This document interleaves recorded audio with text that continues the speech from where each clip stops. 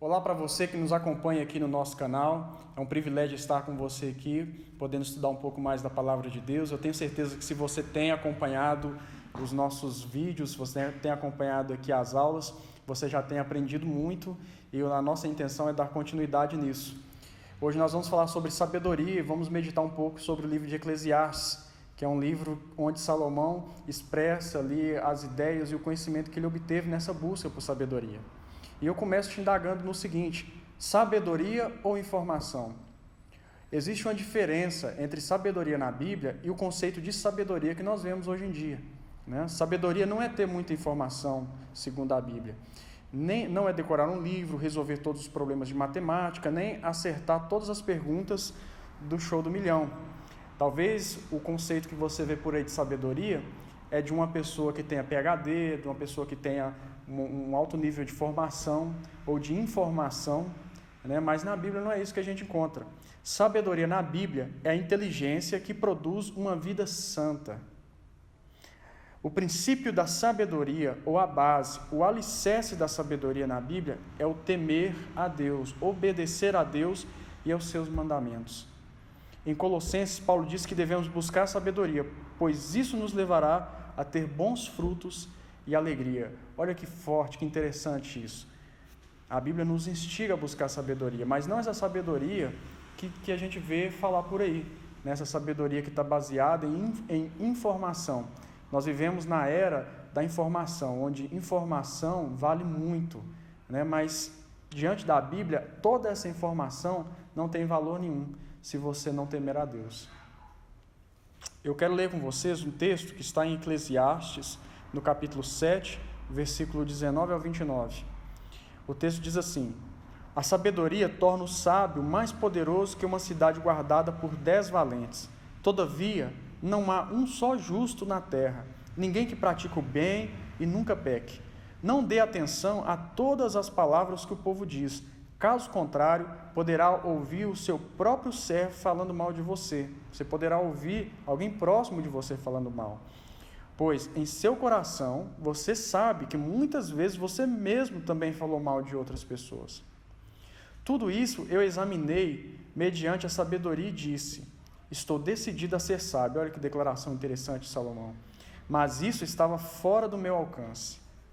A realidade está bem distante e é muito profunda. Quem pode descobri-la? Pergunta profunda, hein? Por isso, dediquei-me a aprender, a investigar, a buscar a sabedoria e a razão de ser das coisas, para compreender a insensatez da impiedade e a loucura da insensatez. Descobri que muito mais amarga do que a morte é a mulher que serve de laço, cujo coração é armadilha e cujas mãos são correntes. O homem que agrada a Deus escapará dela, mas ao pecador ela apanhará. Veja, diz o mestre, foi isso que descobri, ao comparar uma coisa com a outra, para descobrir a sua razão de ser. Sim, durante essa minha busca, que ainda não terminou, entre 1000 homens descobri apenas um que julgo digno, mas entre as mulheres não achei uma sequer. Assim cheguei a esta conclusão: Deus fez os homens justos, mas eles foram em busca de muitas intrigas. Então eu quero falar com você agora, refletindo sobre esse texto, vamos entender os benefícios da sabedoria. O primeiro ponto que eu quero trabalhar aqui com vocês é: a sabedoria produz força. Olha o que o primeiro versículo lá diz: a sabedoria torna o sábio mais poderoso que uma cidade guardada por 10 valentes. Então, antigamente, né, as cidades elas eram guardadas por homens fortes, e ali existia um conselho ali de homens fortes, homens que tivessem ali o poder de guardar aquela cidade. Mas a comparação que Salomão faz aqui é de que se você tem a sabedoria do alto, você é mais forte do que essa cidade, você está mais bem guardado do que essa cidade com esses homens valentes. Ou você poderia produzir para essa cidade muito mais segurança do que 10 homens fortes. Isso também é algo muito interessante. A sabedoria nos fortalece para enfrentar um mundo hostil e compreender coisas difíceis de compreender. Porém, Salomão nos lembra de algo triste: não há homem justo sobre a terra que faça o bem e que não peque. Mas é aí que a sabedoria entra. pois é ela que nos aponta para o caminho, o sentido de não nos desviar de Jesus, aquele que nos faz justos. Então, aqui está o sentido de todas as coisas, aqui está o ponto crucial de toda aquela informação que Salomão nos deu sobre sabedoria, sobre a sua busca. Ele chegou à conclusão ali de que não há homem justo sobre a terra que faça o bem e que não peque, né? Mas esse conhecimento, esse entendimento leva a uma pergunta: qual é a solução? Então, o que a gente pode fazer diante disso? E nós vamos chegar lá. Sabedoria nos ajuda a lidar com críticas. Esse é um segundo ponto. Além de condições para lidar com tensões interiores, ou seja, para lidar com suas crises internas, a sabedoria nos capacita ainda a enfrentar injustiças, incertezas, relacionamentos conturbados neste mundo arrasado pelo pecado. O próprio texto está nos mostrando ali que a causa dos males é o pecado, né? E a sabedoria nos ajuda a lidar com essas coisas, nos ajuda a lidar com as crises, com as dificuldades dessa vida. A sabedoria nos ajuda a lidar com críticas. A sabedoria nos ajuda a lidar com a crítica quando somos o alvo da crítica ou quando somos a fonte. Como é que lidamos com as críticas? Né? A gente viu ali no versículo 21 e 22, voltando lá, não dê atenção a todas as palavras que o povo diz, caso contrário, poderá ouvir o seu próprio servo, né? Aqui ele está usando a palavra servo que é do contexto, mas alguém próximo de você falando mal de você, talvez seu empregado, talvez seu patrão, talvez seu colega ali de faculdade, de escola, né? Pois em seu coração você sabe que muitas vezes você mesmo também falou mal de outros. E olha que ponto interessante Salomão levanta aqui. Salomão nos ensina a não importar com toda e qualquer crítica, mas avaliar. Pois até nós nos desviamos e criticamos de forma insensata aos outros, porque não nos criticariam também. Ou seja, se até você se pega criticando as pessoas, e muitas vezes até sem ter um peso adequado para isso, por que as pessoas não te criticariam? E aí a sabedoria ela vem para te ensinar a lidar com as críticas e aprender também a ponderar suas críticas, e a não sair criticando as pessoas de qualquer forma, sem pensar nos resultados, nos frutos que você vai colher disso. Isso também é muito bom. Então a sabedoria nos ajuda a lidar com críticas. O sábio, diante da crítica, ele tem humildade. Então a primeira coisa, a pessoa que tem sabedoria, diante da crítica, o primeiro sentimento que ele tem é de humildade, é de ouvir. Por quê? Porque o sábio, ele valoriza a repreensão. Ele aproveita a crítica para crescer naquela área, procura conselhos em pessoas mais maduras espiritualmente e confessa o seu erro e abandona. E aqui está o ponto mais forte sobre a vida de uma pessoa sábia, a respeito da vida de uma pessoa sábia. A pessoa sábia, ela, quando chega à conclusão de que aquela crítica realmente tem um fundo, tem uma base, tem um embasamento e é verdadeira, essa pessoa ela confessa o seu erro e ela abandona. Mas a pessoa tola não, ela reforça ainda mais o seu erro, ela se apega ainda mais às coisas erradas que faz. Ela não olha para a crítica como sendo algo positivo para ela, mas ela olha para a crítica como sendo algo que está vindo na direção dela para destruir, né? Ela trata a pessoa que está criticando como alguém que está ali como inimigo dela. E o sábio não age assim. Por quê? A primeira coisa que o sábio tem é humildade para ouvir. A segunda coisa é que ele valoriza ser repreendido.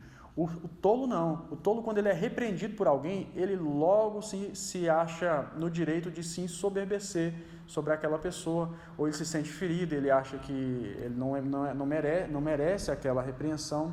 Já o sábio não, independente da repreensão, ainda que ele não mereça, ele vai parar e vai pensar sobre aquela repreensão, ele vai avaliar se aquela repreensão realmente cabe naquele momento ou não, e se não couber, ele vai tomar ali uma decisão sensata em relação a abandonar aquela crítica, e não de se tornar uma pessoa ferida, uma pessoa magoada, uma pessoa que constrói inimizades, né? Então o sábio ele aproveita a crítica para crescer, e ele procura conselhos em pessoas maduras espiritualmente. Ele está sempre procurando pessoas que têm maturidade à sua volta para que ele possa construir, a partir desse relacionamento, uma base, uma estrutura para lidar com a crítica, para lidar com a situação de adversidade, né? E por último, que, como eu disse, é o ponto mais importante, ele confessa o seu erro quando ele assim entende e ele o abandona.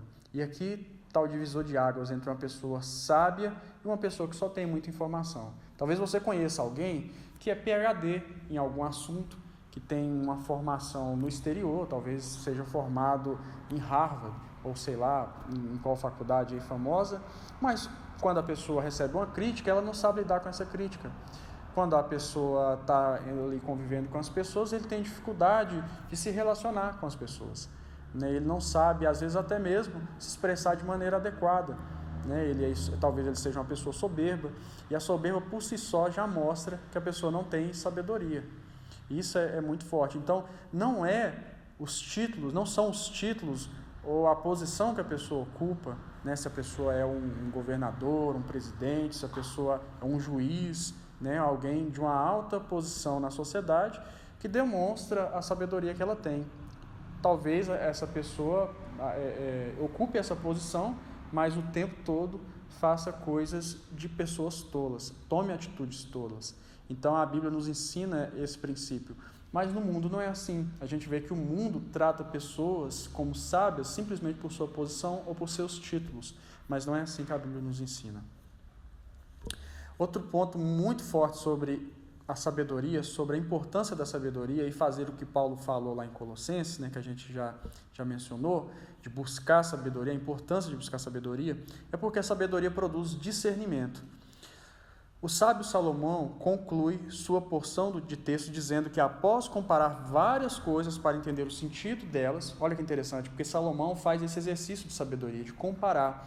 A gente, quando está lá aprendendo metodologia científica, a gente aprende que a ciência ela se dá através de métodos, métodos comparativos e diversos métodos que a gente vai encontrar em determinadas áreas. E Salomão não foi diferente. Salomão agiu aqui como um cientista, mas alguém que tem ali o conhecimento que veio de Deus. E ele faz essa comparação entre as coisas que ele estava ali analisando, ele usa ali os seus métodos. Isso é discernimento. Por quê? Porque depois de fazer todo esse comparativo, utilizar todos os métodos ali, Salomão percebeu algo. Salomão chegou a uma conclusão. Ou seja, ele começou a construir um discernimento, resultado de um coração que busca conhecer a verdade e que não é preguiçoso. E esse ponto aqui é muito forte também. Muitas pessoas não são sábias porque são preguiçosas. Porque a sabedoria, ela exige esse exercício que Salomão demonstra aqui. Esse exercício de busca, esse exercício, talvez até mesmo de leitura mesmo. A gente falou aqui que o sábio não é o que tem informação, mas isso não significa que uma pessoa sábia não deva ter informação. O que a gente está dizendo é que uma pessoa que tem muita informação não é necessariamente uma pessoa sábia. Mas uma pessoa, para ser sábia, ela tem que ser esforçada, ela tem que buscar essa sabedoria. Salomão demonstra isso. Salomão demonstra em suas palavras e no seu livro que ele fez isso, que ele saiu do seu lugar de conforto, da sua zona de conforto e foi atrás da sabedoria, buscou sabedoria. E ele fez ali, como a gente viu aqui, seus métodos de comparação, provavelmente porque é um próprio conselho dele, de buscar conselho com pessoas mais sábias, ele fez isso, ele foi em pessoas que tinham conhecimento, que tinham sabedoria, que tinham mais maturidade que ele. Então Salomão se esforçou, foi em direção à sabedoria, e ele coloca muitas vezes a sabedoria como sendo um prêmio, um tesouro, que a pessoa, quando a gente fala de tesouro, o salário, a pessoa trabalha o mês inteiro para receber um salário, não é assim? Da mesma forma, a sabedoria, ela é como um salário, ela é como uma recompensa. Salomão coloca a sabedoria assim, quando ele lá descreve, como uma recompensa. A sabedoria é algo que a gente deve se exercitar por ela, buscá-la.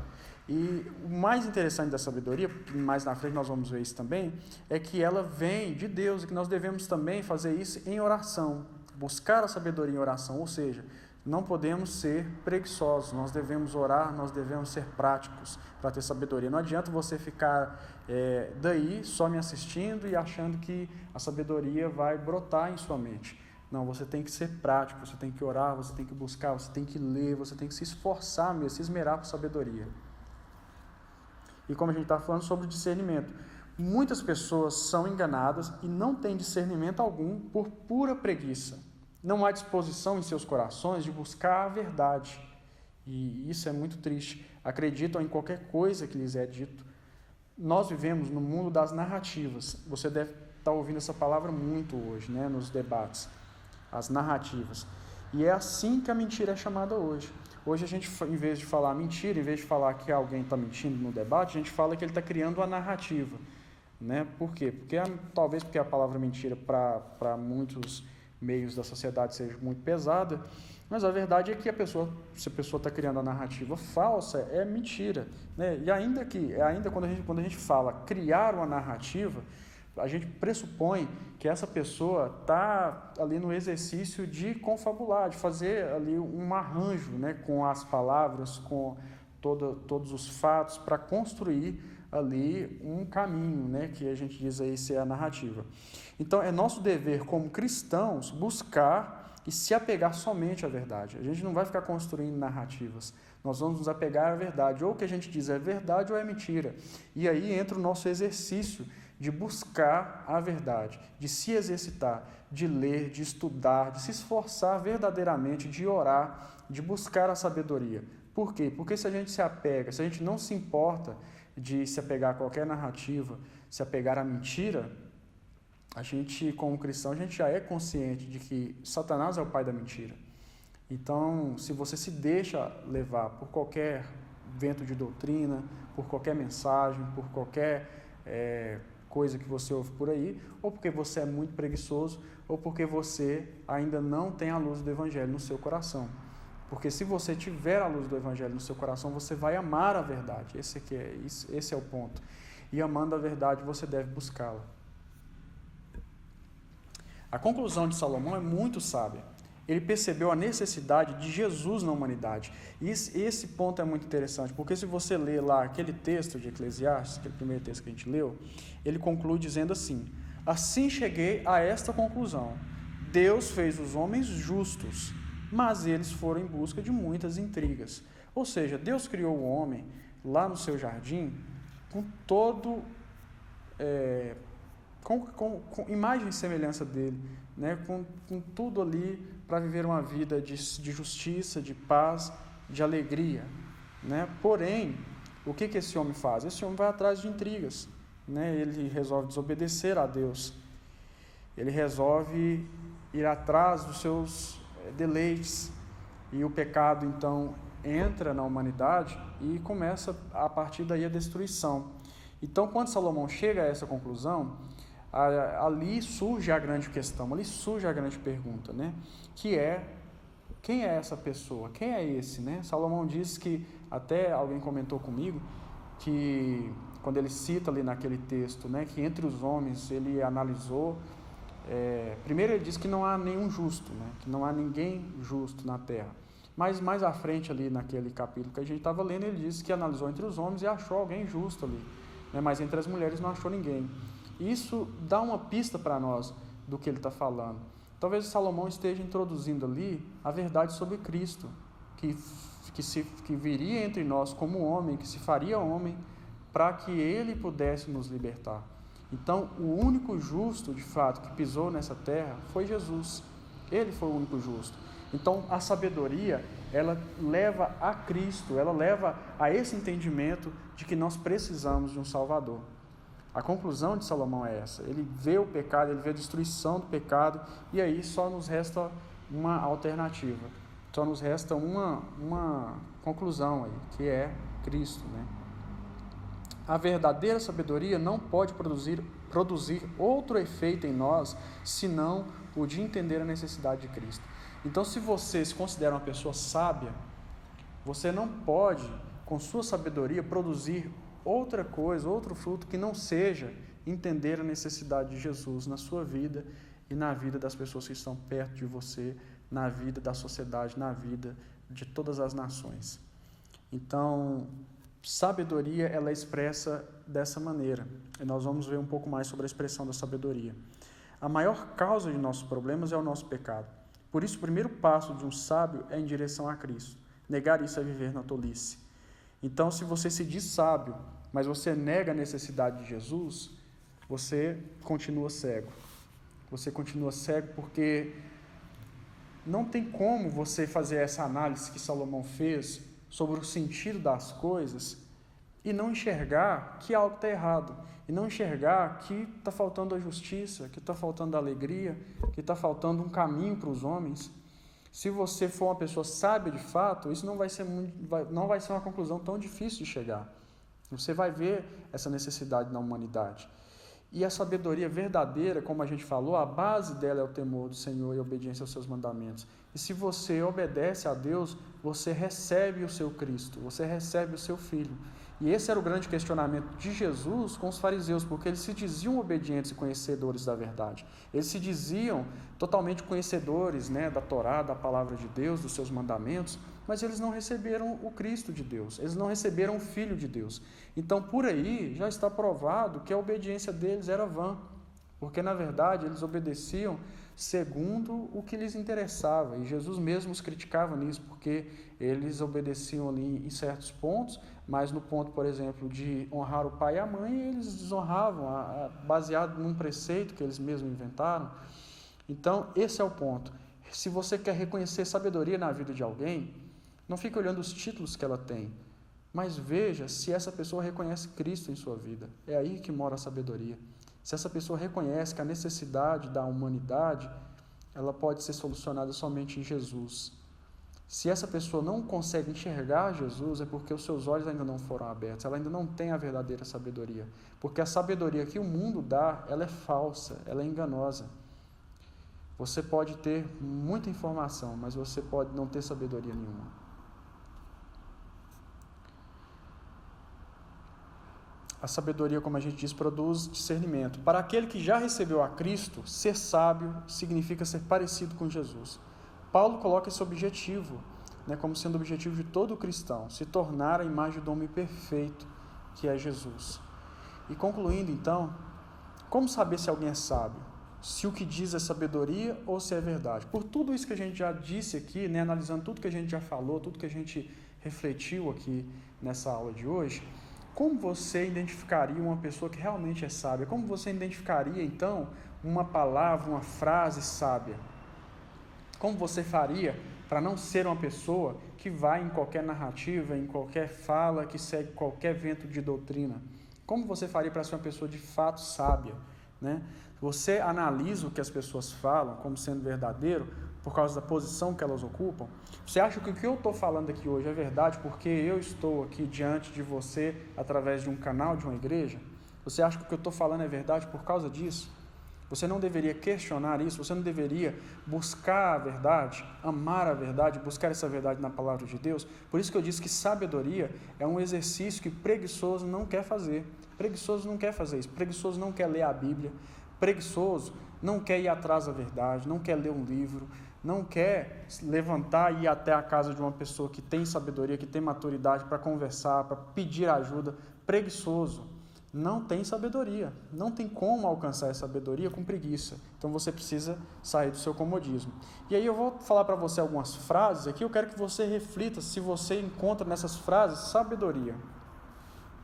A primeira frase é: todos os caminhos levam a Deus. Segundo, o mais importante é ser feliz. Você já ouviu essa aí? A outra frase: siga o seu coração. Havendo amor, não há nada de errado. Outra frase muito dita, seja mais você. Outra frase: basta apenas ter fé. É isso mesmo? Basta apenas ter fé? Outra frase: Deus é tudo. E aí, você já ouviu isso? Outra: todo mundo faz, então é normal. E a outra frase aqui para finalizar: aproveite sua juventude.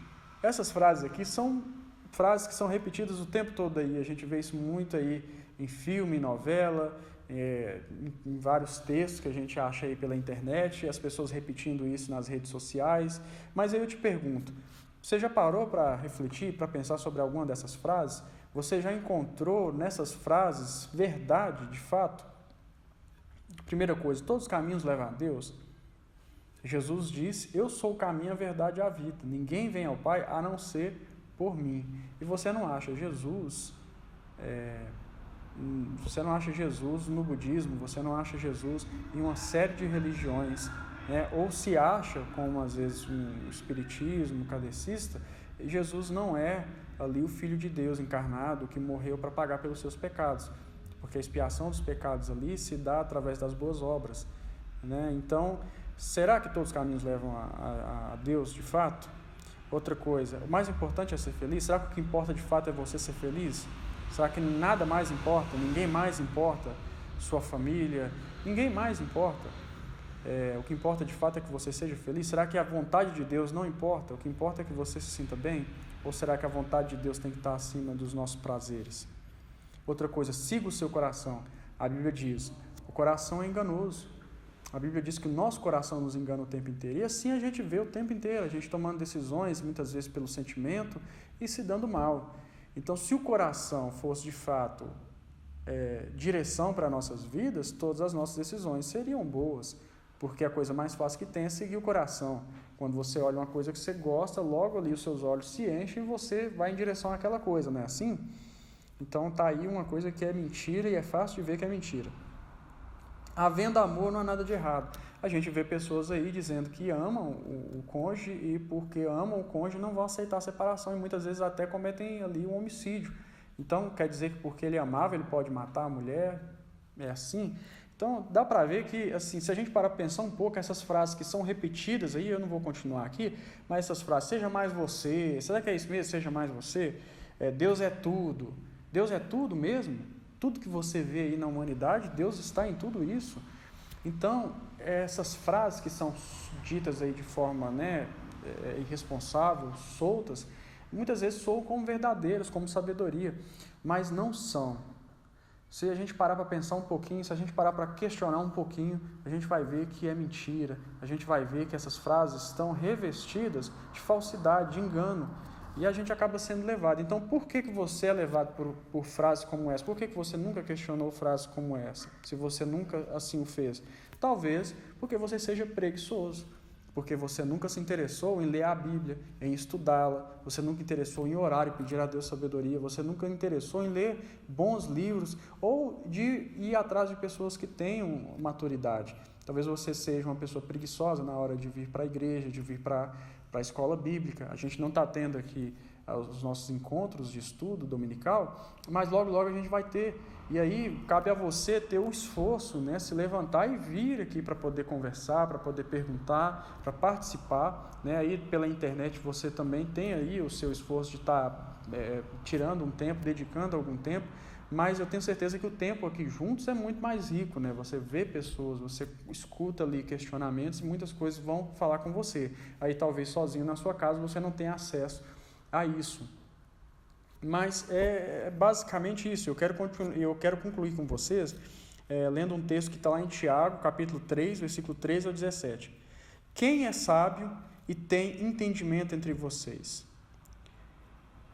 Que o demonstre por seu bom procedimento, mediante obras praticadas com a humildade que provém da sabedoria. Olha aqui a humildade novamente.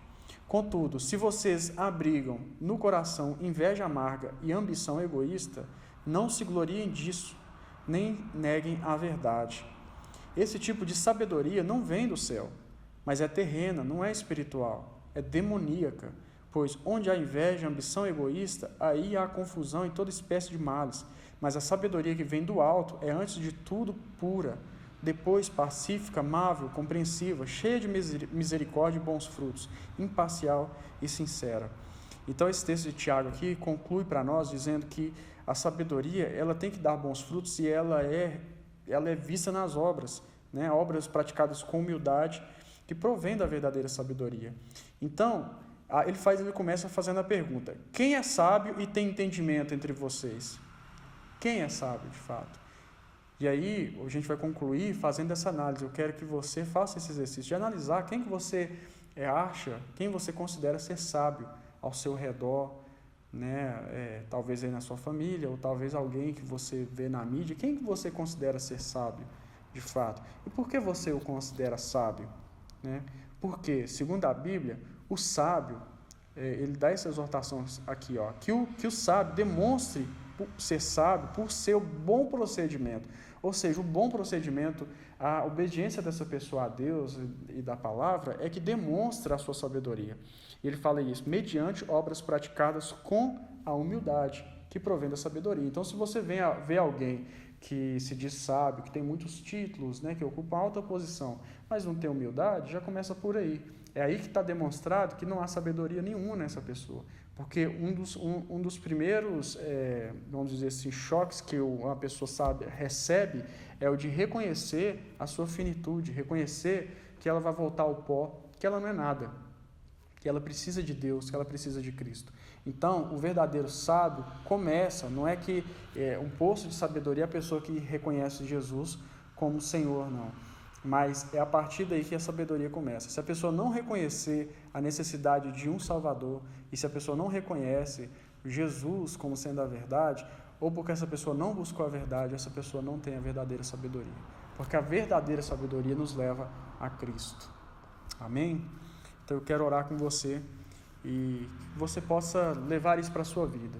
Que você não fique por aí admirando pessoas por ser PhD ou terem títulos ou porque o que eles dizem foi escrito em algum livro, mas que você possa se firmar em pessoas que talvez sendo simples, sem títulos algum, mas que têm a sabedoria do alto, que reconhecem o seu Salvador, a necessidade de um Salvador, que são humildes e que sabem que vão voltar ao pó, porque já disse por aí um filósofo, só sei que nada sei.